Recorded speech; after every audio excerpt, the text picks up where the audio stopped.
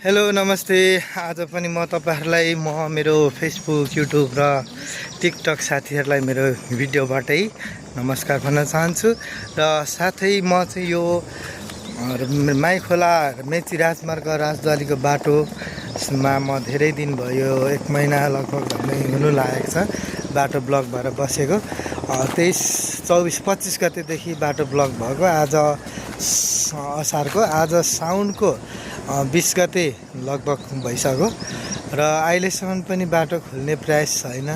यो त्यसले गर्दाखेरि यात्रुहरूलाई अनि त्यहाँदेखि यो गाडीहरूलाई, हामी गाडीवालाहरूलाई चाहिँ धेरै शास्ति भइरहेको छ हैन।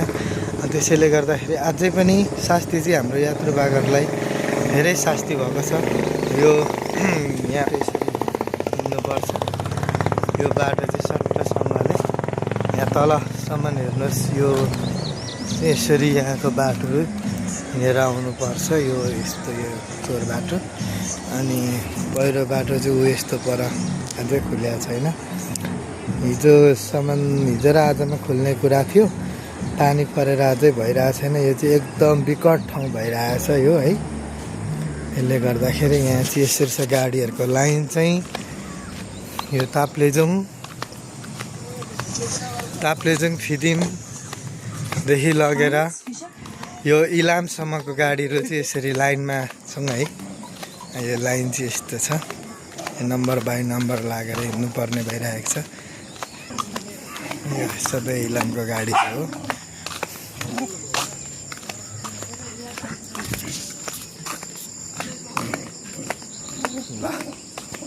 साथै म तपाईहरुलाई अब बाटो पनि देखाउन गइरहेको छु।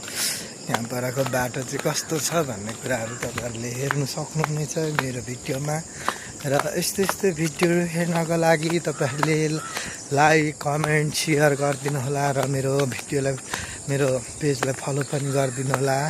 र मेरो फेसबुक पेज रहेको छ सन्तोष सुनुवार र युट्युब च्यानल पनि रहेको छ सन्तोष सुनुवार 8888 रहेको छ हैन। र त्यसैले टिकटक रहेको छ STMS राखेको छु हैन। त्यसैले गर्दाखेरि आउनु होला, हेरिदिनु होला।